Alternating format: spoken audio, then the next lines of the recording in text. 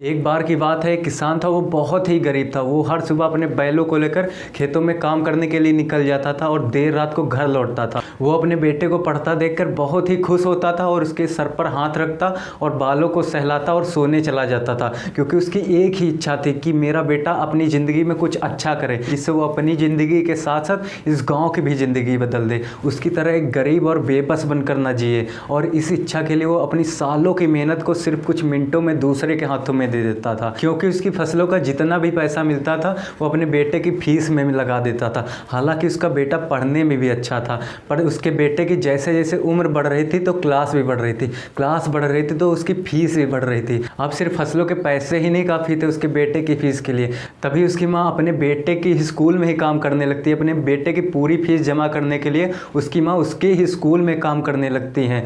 पर एक साल बीता ही था, उसकी फिर से क्लास बढ़ी और फीस भी बढ़ गई। और इस बार किसान ने अपने बेटे की पूरी फीस जमा करने के लिए अपने बैलों को ही बेच दिया।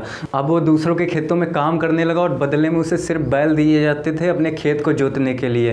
पर फिर से एक साल बीतता ही था और इस साल किसान अपने बेटे की पूरी फीस जमा करने के लिए अपने खेतों को ही गिरवी रख देता है। पर इस साल उसका बेटा एक सब्जेक्ट में फेल हो जाता है। तभी उसके टीचर उस किसान को स्कूल बुलाते हैं और किसान जब अगली सुबह पहुंचता है तो उसके टीचर्स कहते हैं आपका बेटा बहुत ही बुरी संगति में पड़ गया है, नशा करने लगा है और भी बहुत सारी बुरी आदतें करने लगा है। देखिए, हम आपकी हालत जानते हैं, आप और आपकी पत्नी क्या कुछ नहीं करते हैं अपने बेटे की फीस जमा करने के लिए, पर आपका बेटा उस लायक नहीं जैसा कि आप सोचते हैं। पर हाँ, कुछ साल पहले वो उस लायक था। इतना सुनकर किसान के पैरों तले ज़मीन खिसक जाती है। वो बहुत ही दुखी होकर घर वापस लौट आता है और उसके कानों में उसके टीचर्स की बातें गूंज रही थी। फिर किसी तरह वो खुद को संभालता है और अपने बेटे को समझाने की कोशिश करता है, पर उसकी सारी कोशिशें नाकामयाब होती नजर आ रही थी। उसका बेटा ये कहकर बात टाल देता कि पिताजी, मैं जब बड़ा हो जाऊंगा तो सुधर जाऊंगा, अपनी सारी बुरी आदतें छोड़ दूंगा। या फिर ये कहता पिताजी, कल से मैं अपनी सारी बुरी आदतें छोड़ दूंगा।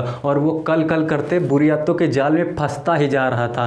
पर अभी भी किसान ने हार नहीं मानी थी और इस बार किसान ने अपने बेटे की पूरी फीस जमा करने के लिए अपने घर को ही गिरवी रख दिया था। पर इस साल भी उसका बेटा फेल हो जाता है। अब किसान बहुत ही दुखी रहने लगा था। उसकी रातों की नींद उड़ गई थी। रात रात भर वो अपने बेटे के बारे में सोचा करता। उसके सारे सपने टूटते नजर आ रहे थे। तभी कुछ दिनों के बाद उसके गांव एक साधु जी आते हैं। जब ये बात किसान को पता चली तो वो उनसे मिलने के लिए चला जाता। वो किसान देखता वहाँ पर लोग अपनी प्रॉब्लम उनसे शेयर करते, वो तुरंत उसका सल्यूशन बता देते। एक दिन किसान भी हिम्मत करके अपना प्रश्न पूछने के लिए खड़ा हो जाता है और साधु जी उसको देखकर थोड़ा सा मुस्कुराए और बोले अपने बेटे को कल सुबह मेरे आश्रम भेज देना। और किसान ठीक वैसा ही करता जैसा उन साधु जी ने कहा था। सुबह सुबह अपने बेटे को उनके आश्रम भेज देता है। जब उसका बेटा वहां पहुंचता है तो वो देखता है कि साधु जी अपने शिष्यों के साथ एक बगीचे में टहल रहे हैं। जब साधु जी उस किसान के बेटे को देखते हैं तो अपने शिष्यों को वापस आश्रम लौट जाने के लिए कहते हैं और उसे अपने साथ टहलने के लिए कहते हैं। कुछ देर बाद साधु जी उस किसान के बेटे से कहते हैं,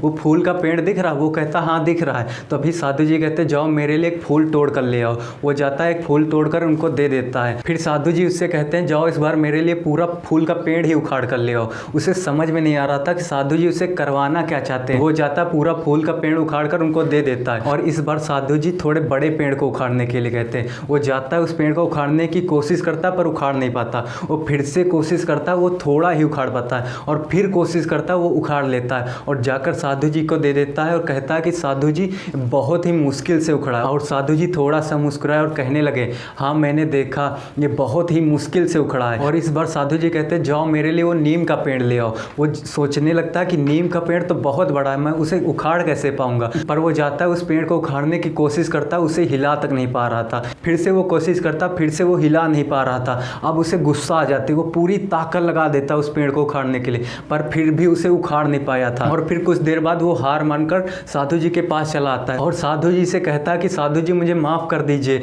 मैं उस पेड़ को उखाड़ना तो दूर, मैं उसे हिला तक नहीं पाया। और साधु जी तभी थोड़ा सा मुस्कुराए और बोले, यही हमारी आदतों के साथ भी होता है। जब हमारी आदतें शुरुआत की होती हैं तो एक छोटा सा पौधा होते हैं जिसे हम आसानी से उखाड़ सकते हैं, पर यही आदतें कुछ दिनों के बाद एक छोटा सा वृक्ष बन जाती हैं जिसे हम कई बार कोशिश करने के बाद उखाड़ सकते हैं। पर यही आदतें महीनों या सालों की हो जाती हैं तो एक बड़ा नीम का पेड़ बन जाते हैं, एक बड़ा वृक्ष बन जाती हैं जिसे हम चाह कर भी हिला तक नहीं सकते हैं। और ये बात उसको अच्छी तरह से समझ आती है। वो भागते भागते अपने पिताजी के पास जाता है, यानी उस किसान के पास जाता है जो उस समय समय अपने बेटे की पूरी फीस जमा करने के लिए दूसरों के खेतों में काम कर रहा था। वो अपने पिताजी के पैर पकड़कर ज़ोर ज़ोर से रोने लगता है और कहने लगता, पिताजी मुझे माफ़ कर दीजिए, मुझे सब समझ में आ गया, मैं आज से अपनी सारी बुरी आदतें छोड़ दूंगा, मैं वैसा ही बेटा बनकर दिखाऊंगा जैसा पहले था, मैं आपके सारे सपने हकीकत में बदल कर दिखाऊंगा। यही आपके साथ भी हो सकता है। आपकी भी कोई बुरी आदत या लत हो सकती है, आज से ही उसे छोड़ दीजिए। आज मैं आपसे हाथ जोड़ कर विनती करता हूँ, उसे एक नीम का पेड़ मत बनने दीजिए जिसे आप चाहकर भी उखाड़ ना सको। जरा फ़ोन की स्क्रीन से नज़र हटाइए और अपने माता पिता की तरफ देखिए। वो आपको ऊंचा उठाने के लिए खुद कितना नीचे गिरते जा रहे हैं, वो आपका भविष्य संवारने के लिए क्या कुछ नहीं कर रहे हैं। जब भी आपको उस बुरी आदत की तलब लगे तो दौड़कर अपने माता पिता के पैर छू लीजिएगा या फिर उनके गले लग जाइएगा और उस बुरी आदत से गर्व से कहिएगा, ले मैंने तुझे एक बार फिर से हरा दिया। क्योंकि माना आप एक नीम के पेड़ को बिल्डोजर से उखाड़ सकते हैं, मगर अफसोस बुरी आदतों को उखाड़ने के लिए कोई बिल्डोजर बना ही नहीं है।